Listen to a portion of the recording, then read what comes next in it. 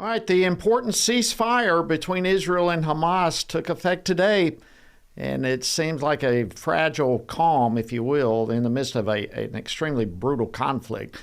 And look, we've got Israel standing firm in its right to defend innocent lives and recover its hostages, but now they've had to agree to release Palestinian prisoners as part of the deal. And of course, they're a very close ally with the United States, as well as the only democracy in the Middle East. And Israel's continuing to stand on the front lines of a battle literally between good and evil. And joining me now is Washington Stand reporter Sarah Holliday. Sarah, what can you say to give us an update with this ceasefire and how it's being enforced on the ground? Jody, the ceasefire between Israel and Hamas took effect in Gaza today. This followed Israel's cabinet approval of a deal to pause fighting and exchange hostages for Palestinian prisoners. Israeli Prime Minister Benjamin Netanyahu met with U.S. envoy Steve Witkoff and Jared Kushner after the approval of the ceasefire agreement. We know that it's for the benefit of Israel and the United States, for the benefit of decent people everywhere, and for the benefit of these families who will finally get to be with their loved ones. And I want to thank you on their behalf as well, and on behalf of the people of Israel.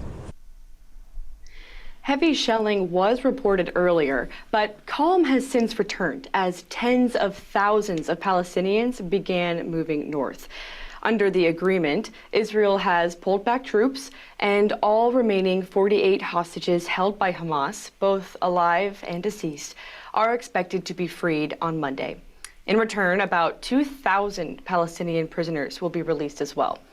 Meanwhile, President Trump said the U.S. is sending 200 troops to help monitor the ceasefire and aid delivery. Jody? Wow. What a pivotal moment that we are watching in our world. Sarah, if I can jump from there and bring our story a little bit closer home to Washington, D.C. I know you've been following this as well. Now we're in day 10 of the Democrat shutdown, and the Trump administration, as I mentioned a few moments ago, they've started firing federal workers. What can you tell us about that? What's going on? That's right, Jody. With no end in sight to this shutdown, the White House says mass firings of federal workers have officially begun.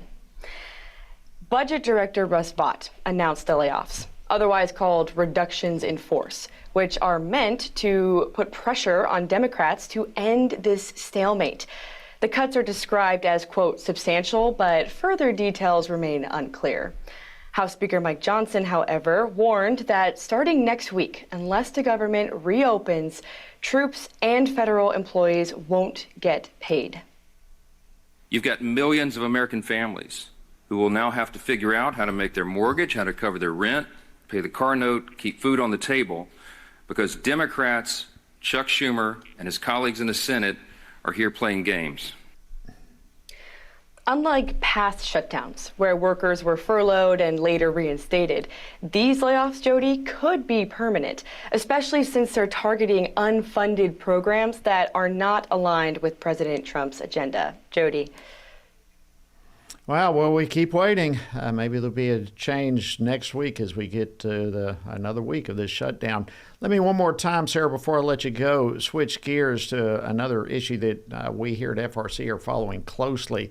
Very important issue for us. But despite all the risk, of course, the Biden-era rules expanded access to abortion pills like mifepristone.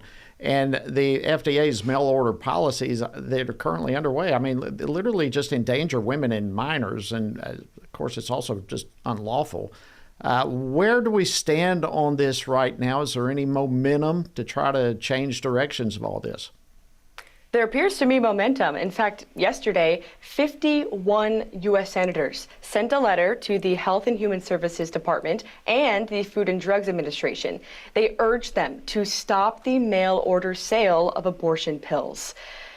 These drugs are being sent without a doctor's care, even to minors.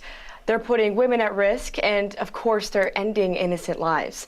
The senators pointed to new research in their letter showing serious health dangers, and they called for stronger safety rules. Jody, their goal is simple: protect mothers, defend the unborn, and restore a culture that values every life, just as God does. Jody.